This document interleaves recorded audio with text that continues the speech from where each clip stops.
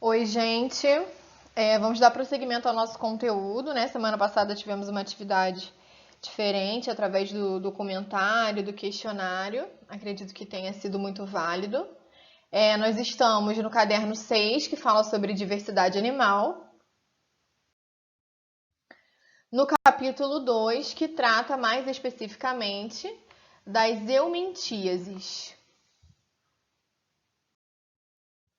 Aqui as recomendações de estudo que eu sempre gosto de deixar para vocês, né? Por mais que vocês já saibam, eu vou sempre colocar porque é bom relembrar cada um desses tópicos aqui. Hoje pode deixar que eu não vou ler, não. Mas é sempre bom que vocês leiam e sigam essas recomendações. Aqui o gabarito das questões do capítulo 1, né? Das questões da última aula que eu falei sobre o capítulo desse caderno. E aí tá tudo direitinho aqui. Nós iremos corrigir através da videochamada também. Mas eu deixo aqui para que vocês possam recorrer, tá? A continuação do gabarito nesse slide. E nesse slide aqui tem a continuação da resposta anterior, tá? Eu deixo aqui, como sempre, também o meu contato, para que se vocês tiverem qualquer dúvida, né, vocês possam entrar em contato comigo. Quais são os objetivos desse capítulo? Identificar as principais eumentíases brasileiras, reconhecer a interpretação de seus ciclos parasitários e as formas de transmissão e profilaxia, né, medidas de prevenção, né, dentro dos aspectos socioambientais, relacionar os principais fatores que predispõem a população a essas eumentíases e as possíveis soluções para esses fatores. O início, né, a primeira página desse capítulo, traz um texto e uma reflexão sobre as doenças tropicais negligenciadas, que eles chamam aqui de DTNs, né, a sigla DTNs. Eu achei super importante focar e falar um pouquinho sobre isso, porque é algo real, né? E como o próprio nome já diz, negligenciado. Então, o que são essas doenças tropicais negligenciadas? São patologias, né, associadas à pobreza, que se disseminam com mais facilidade nas regiões mais quentes do planeta. E aí, fornecer água limpa, né, potável, saneamento, higiene, acesso a medicamentos e a tratamento médico adequado são metas que fazem parte da estratégia global da OMS para prevenir e cuidar da maioria dessas doenças, tá? Muitos desses patógenos que causam esse tipo de doença prosperam onde as condições de água e saneamento são insuficientes. Por exemplo, água, solo contaminados com as fezes humanas, né? Que podem conter vermes que causam a esquistossomose, uma das doenças que nós veremos hoje, entre outras, tá? Então, assim, são doenças que elas não têm a devida atenção do governo, por parte dos órgãos responsáveis por isso. Então, assim, não é algo também que gera, digamos assim, que tem um apelo por parte das indústrias farmacêuticas para criarem novos medicamentos ou vacinas ou tipos de tratamento, porque acomete justamente a camada mais pobre da população, né? Então, infelizmente, nós temos que dizer isso.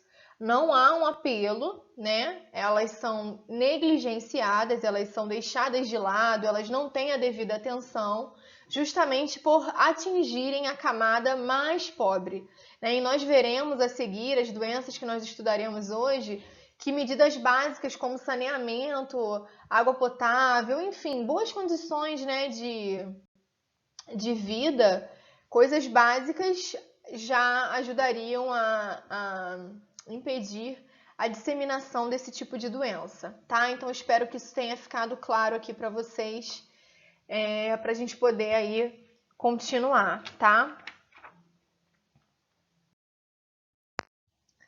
E o que são eumentíases, né? O capítulo todo gira em torno dessas eumintíases, que são doenças parasitárias provocadas por vermes, plateumintos e nematóides, que nós vimos na última aula. Geralmente, elas estão relacionadas com más condições de habitação e de saneamento ambiental, que eu também comentei anteriormente, e por isso são mais frequentes nas camadas mais pobres da população. Tá? Então, as eumintíases são essas doenças causadas por parasitas relacionadas diretamente às más condições de saneamento, de condições de vida, habitação, enfim. Tá ok? Nós vamos iniciar falando sobre a esquistossomose mansônica. Ela é conhecida também como barriga d'água. Ela é causada por um plateuminto originário da África. O agente etiológico da esquistossomose é o plateuminto Schistossoma mansoni. Tá? Ele é um parasita heterocênico. O que significa ser um parasita heterocênico? É um parasita que apresenta ciclo com dois ou mais hospedeiros, tá? Então, quando vocês lerem ou virem heterocênico, é um parasita que apresenta dois ou mais hospedeiros, tá? Eles são da classe Trematoda e apresenta nítido dimorfismo sexual. O que é esse dimorfismo que eu também comentei na aula passada? É a diferença de forma entre macho e fêmea, basicamente isso, tá? O esquistossomo, que também o Schistossoma mansoni é chamado de esquistossomo, tá? Ele consegue escapar do sistema de defesa do hospedeiro porque o revestimento corporal dele é quimicamente semelhante a certas substâncias da célula do hospedeiro. Então, às vezes, ele não é reconhecido como um corpo estranho, tá? Então, o que nós podemos ver nessas imagens aqui? Vamos focar agora em A, né? Imagem de microscopia eletrônica, e em B, um detalhe de uma forma geral. Em A, nós temos em detalhes as ventosas e o canal ginecóforo do Schistossoma mansoni, macho e fêmea.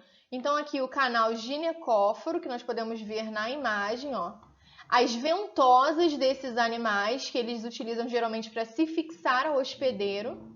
E aqui nós temos a fêmea, né? E o macho, tá ok? Nós vemos aí, ó, diferentes formas de morfismo sexual.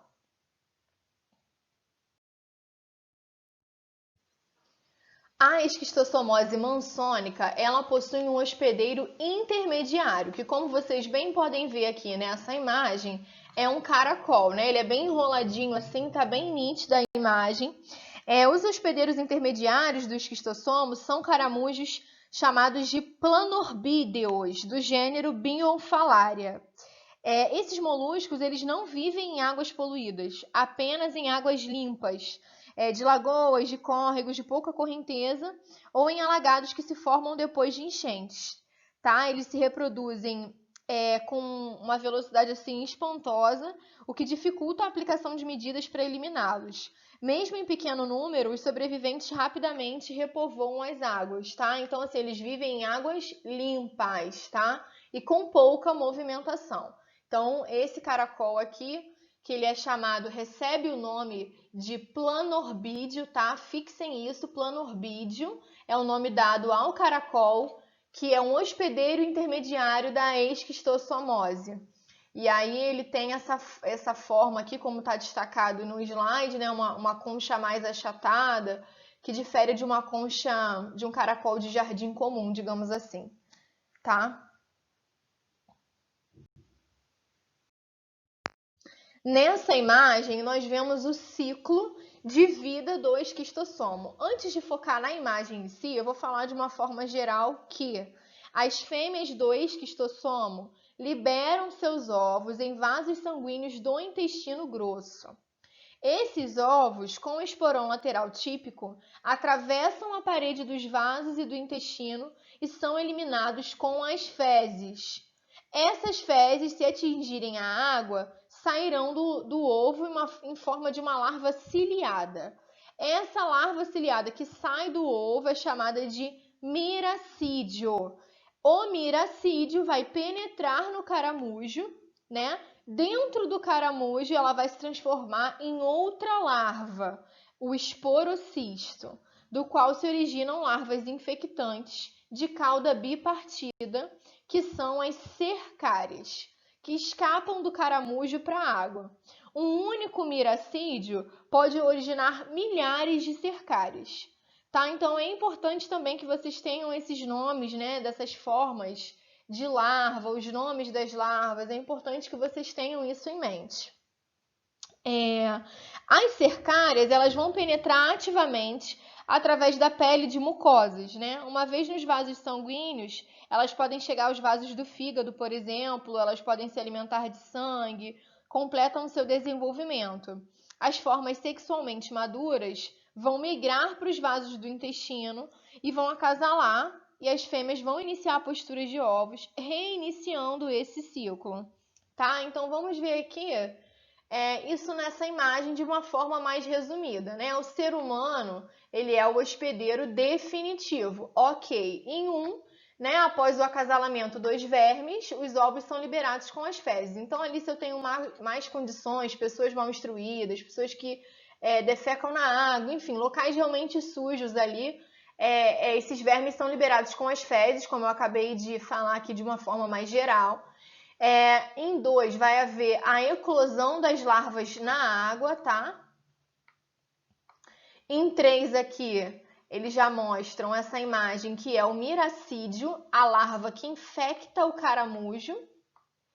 E aí, esse miracídio vai infectar o caramujo planorbídeo, que é o hospedeiro intermediário, né? E vai haver a reprodução assexuada da larva dentro do caramujo, ok? Em 5, a cercária é a larva que infecta o ser humano, tá? Então, essa aqui vai ser a larva que vai infectar o ser humano. E em 6, a penetração ativa da cercária através da pele ou de mucosas, enfim. Ok?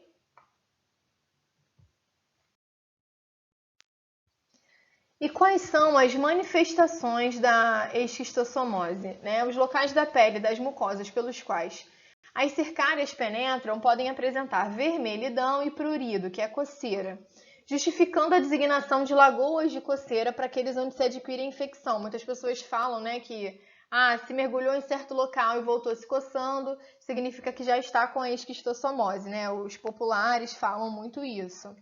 Na fase aguda da doença, ocorrem manifestações gerais, como fraqueza, diminuição do apetite, febre, mal-estar. Enfim, vocês podem ler até o final aí, né, para a gente poder ganhar tempo. Essa fase logo desaparece com cura aparente, mas pode excepcionalmente evoluir para um mau funcionamento do fígado, em estado de levar a pessoa ao coma e até mesmo à morte. O que eu quero comentar nesse slide aqui é que, de uma forma geral, nessa aula, a gente vai ver o que dessas doenças? Agente etiológico, características principais, ciclo de vida, as manifestações e a profilaxia, tá? Então, assim, vai ser realmente um exercício de leitura, né, e fixação. Não tem muito para onde correr, não, tá bom? Já na fase crônica, ó, mudou aqui. Antes a gente falou da fase aguda e aqui na fase crônica. As manifestações mais comuns são anemia intensa, fezes sanguinolentas, diarreia, fraqueza. Aí eu vou aqui para o final, depois vocês leem o restante. Grande aumento do fígado e do baço, que é uma característica bem forte dessa doença. A obstrução dos vasos sanguíneos do fígado provoca acúmulo de líquido na cavidade abdominal, o que os médicos chamam de ascite, que é popularmente conhecida como a barriga d'água, né? Então, esse acúmulo de líquido, essa distensão abdominal, é aquela barriga que as pessoas chamam de barriga d'água. E aí, agora nós vamos ver algumas medidas de prevenção, né? A profilaxia da esquistossomose mansônica. Antes aqui está escrito, por ironia, algumas obras de engenharia que poderiam representar grande progresso para algumas regiões facilitam a disseminação da esquistossomose. Então, ao invés de ajudar, né, através de uma nova estrutura, de pessoas com informação, acabam atrapalhando por outros motivos. E aqui os itens, né, as medidas de prevenção que ajudariam a impedir a disseminação dessa doença. Saneamento básico, evitar contato com águas contaminadas, tratamento das pessoas doentes e combate ao caramujo, que nós vimos que é o quê? O hospedeiro intermediário da esquistossomose. né? Medidas realmente super básicas, mas que não têm a devida atenção por parte das autoridades competentes. Agora nós vamos falar sobre as teníases, né? Nesse primeiro momento eu vou dar uma visão geral realmente.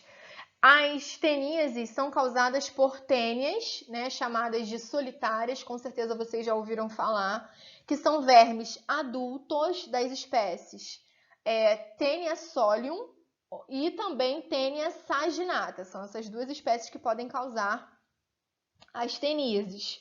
Embora sejam hermafroditas absolutos e possam se reproduzir sem parceiro, realizando a autofecundação, as tênias recebem o nome de solitária, na verdade, porque a pessoa parasitada geralmente apresenta um verme, tá? E não é por causa da característica hermafrodita delas.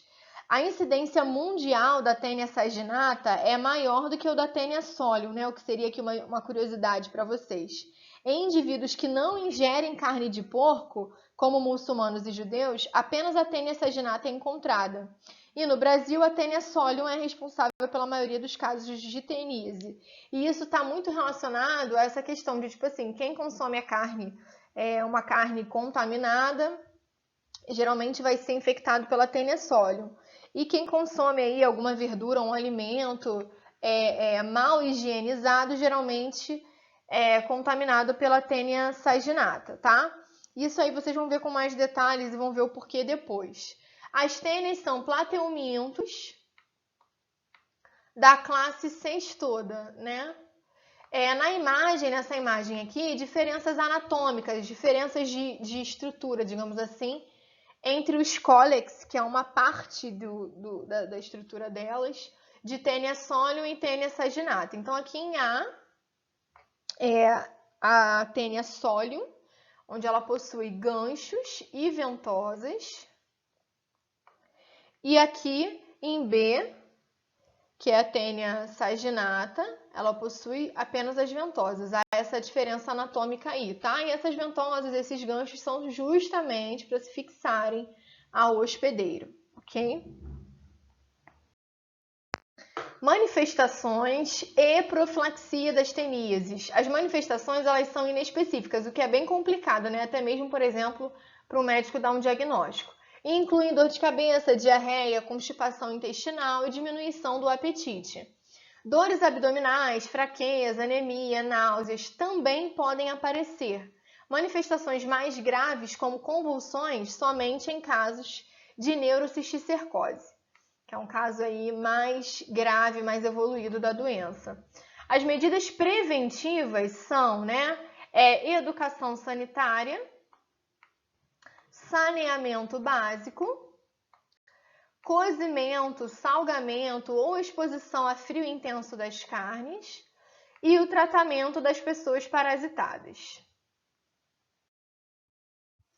Por que eu falei que eu ia dar só uma visão geral para vocês das teníases, né? No caso, das teníases e da cisticercose, né? Uma está bem relacionada à outra, com pequenas diferenças. Eu falei que eu dei só uma visão geral agora, porque informações mais detalhadas sobre a teníase e a cisticercose vão ser passadas através de um vídeo complementar, né? Um vídeo que tem aí uma questão visual melhor, que tem um resumo de um canal chamado Resumed. E aí, quando eu for mandar esse material aqui para vocês, eu vou mandar como material complementar o vídeo sobre teníase e cisticercose. Assistam, porque nas questões aqui vocês vão ver perguntas e coisas relacionadas a essas doenças. E o vídeo ele é bem bacana, bem didático, fala com detalhes algumas questões que vão ser melhor visualizadas. Por isso, justamente, que eu vou passar à parte, ok? Falando agora sobre a ascaridíase, que é um outro tipo de eumintíase. Ela acomete aproximadamente 30% da população mundial. Atualmente é uma das parasitoses mais frequentes no Brasil, tem uma grande incidência, abrange uma ampla faixa que se estende do estado de São Paulo ao Pará, principalmente na região Nordeste. A ascaridíase é causada por vermes conhecidos como lombrigas, né? Quem também nunca ouviu falar da lombriga, da espécie Ascaris lumbricoides, que é do filo Nematoda, e medem de 15 a 30 centímetros de comprimento. São animais dioicos, com nítido dimorfismo sexual, sendo a fêmea maior que o macho. Eles habitam o intestino delgado, onde vivem de alimentos ingeridos pela pessoa parasitada. Então, aqui nessa imagem, nós podemos ver claramente o dimorfismo sexual. Eu lembro que na última aula eu tentei desenhar, né? Mas aqui nessa imagem tá bem melhor, né? Tá bem mais claro. O macho, ele é menor e ele tem essa extremidade aqui, ó, enrolada, né? Que eles chamam de enrodilhada, tá?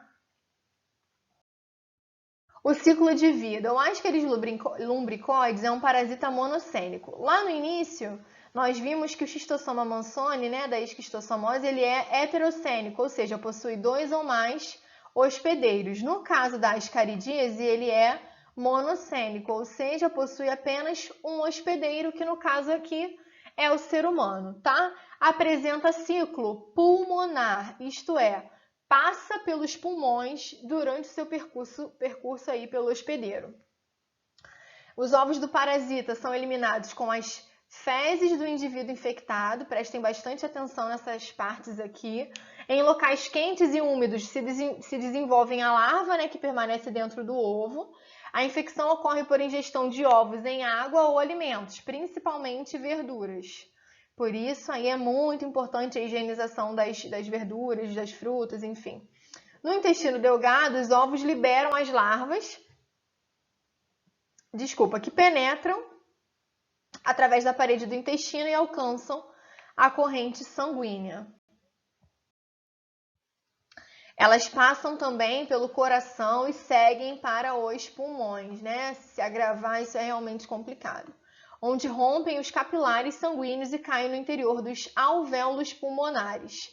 Às vezes, algumas manifestações são parecidas com a pneumonia. Muitas crianças, às vezes, estão com ascaridíase, são levadas ao médico e tudo mais, e tem o diagnóstico confundido com pneumonia, de tanto que essa parte aí respiratória, os pulmões são afetados. Como as larvas são grandes, a passagem pelo interior dos alvéolos costuma provocar uma inflamação acentuada. As larvas chegam à faringe, de onde são eliminadas com a expectoração ou deglutidas, passando pelo estômago. Atingem o intestino delgado, onde elas vão se desenvolver completamente, né? Se convertendo em adultos.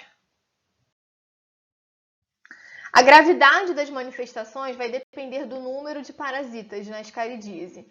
Infecções leves podem ser aí com 3 ou 4 vermes, e aí elas às vezes não têm nem sintoma, né? São assintomáticas.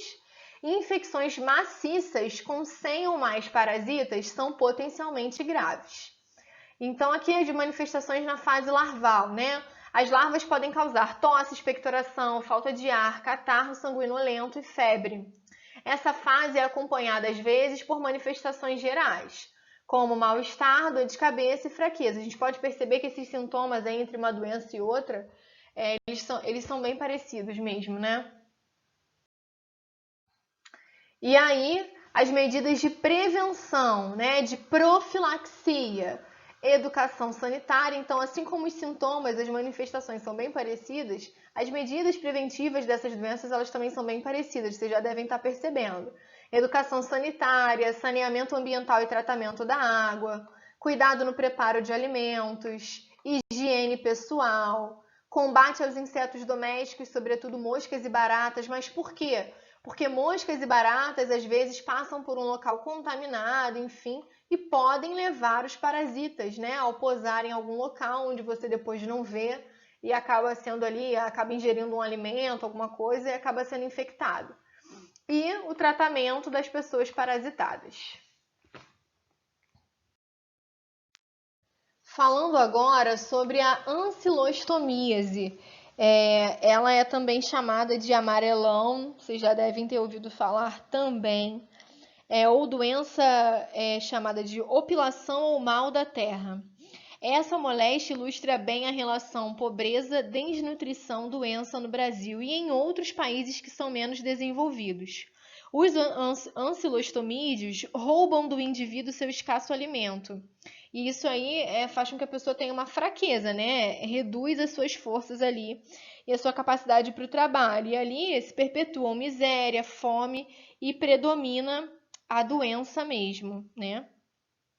Sem planos de combate à concentração de renda e à miséria absoluta em que vive a maior parte das populações dos países mais carentes, não há medicamento capaz de devolver às pessoas seu potencial para o trabalho em sua dignidade, né? Uma parte que está escrito aqui no livro de vocês. E é bem importante, né? Porque a gente acaba fazendo uma reflexão aí de uma forma geral. Aqui há uma crítica social, né? E realmente nos leva a essa reflexão social.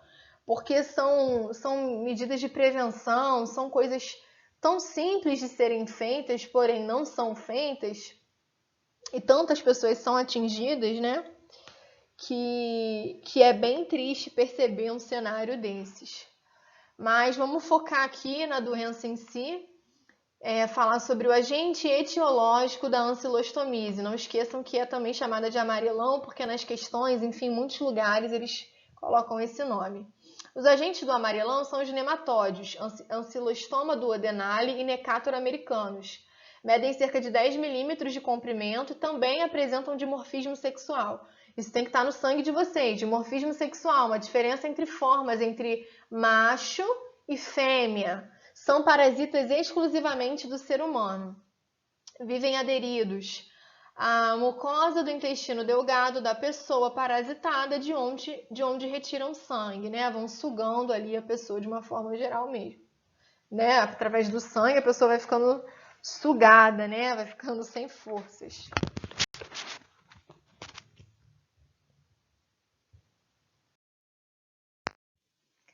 Falando agora sobre o ciclo de vida dos ancilostomídeos, né? Os ovos desses ancilostomídeos são liberados com as fezes da pessoa infectada.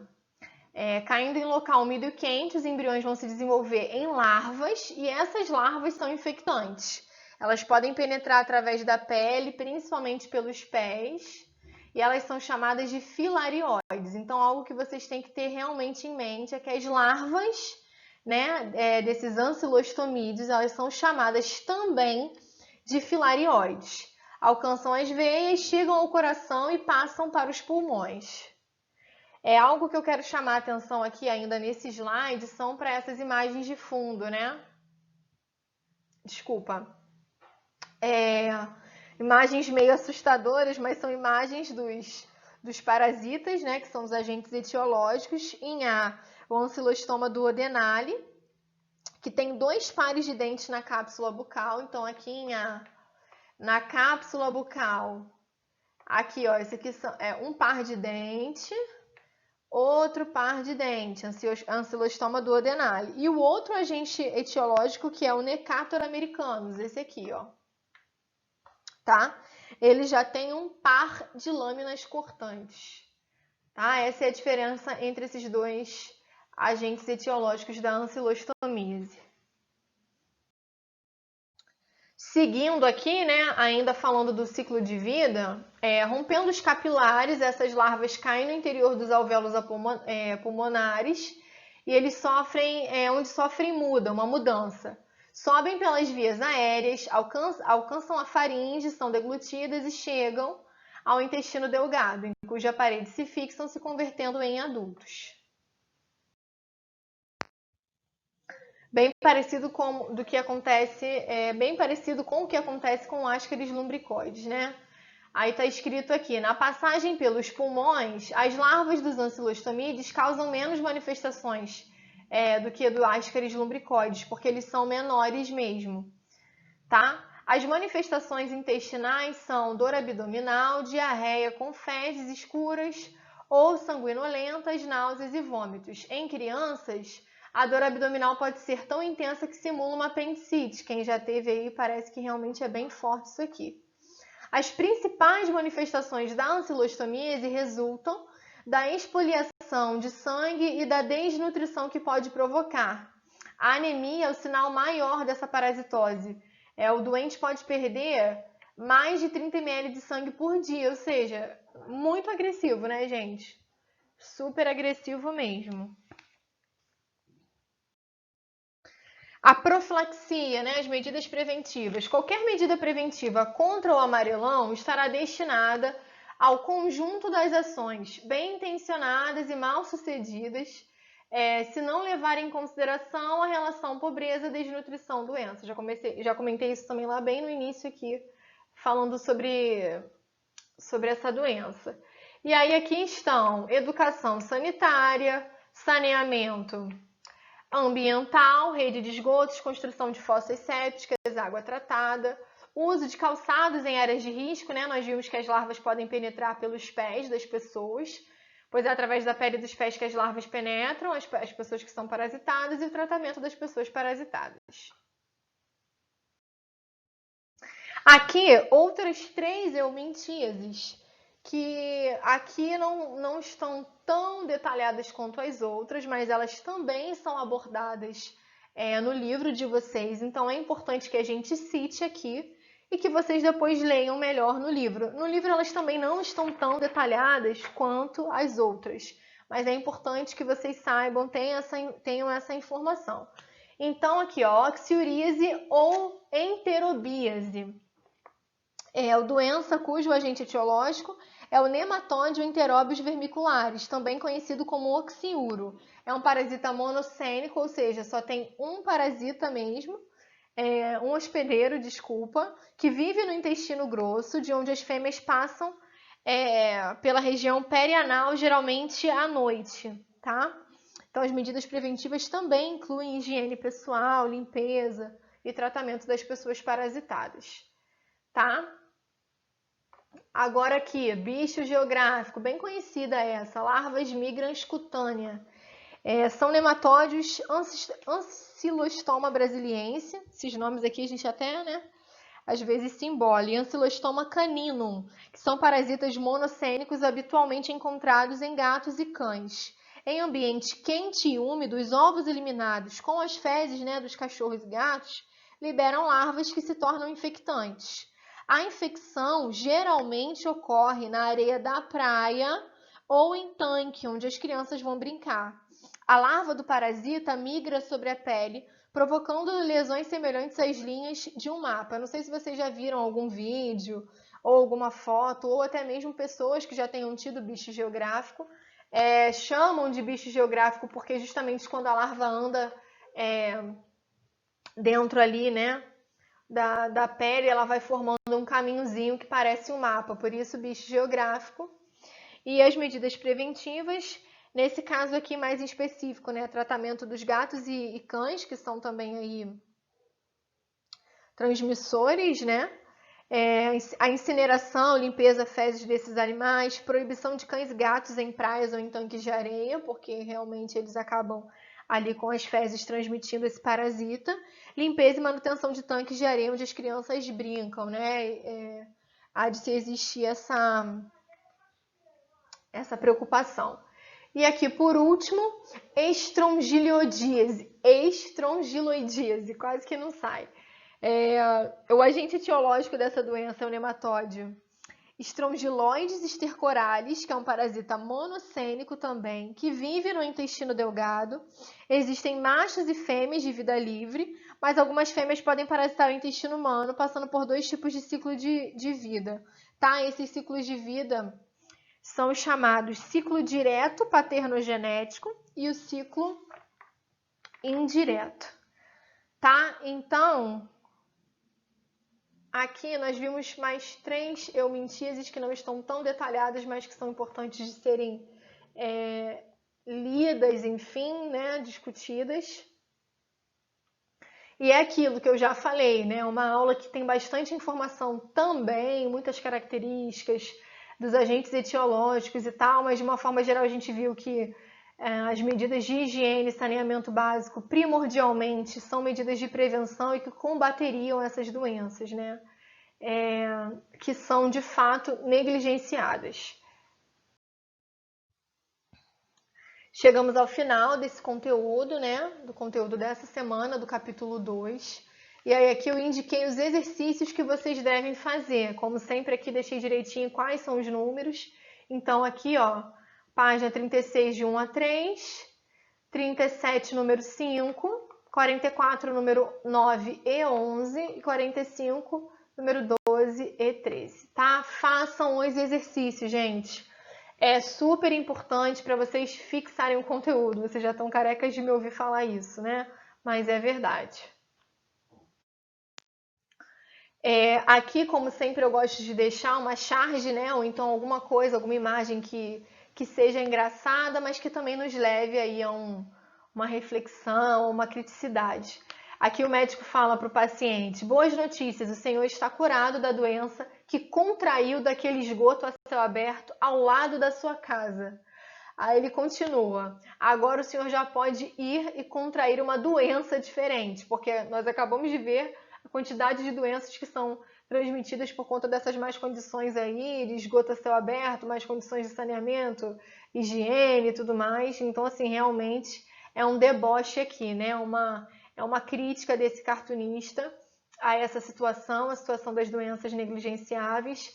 E aqui ainda nesse rodapé nós podemos ler, né? Em 5 anos, SUS gasta 1 bilhão com doenças por falta de saneamento. É uma ironia muito grande, porque se esse dinheiro fosse investido justamente no saneamento, né, em outras questões aí sociais, esse cenário mudaria, né, gente?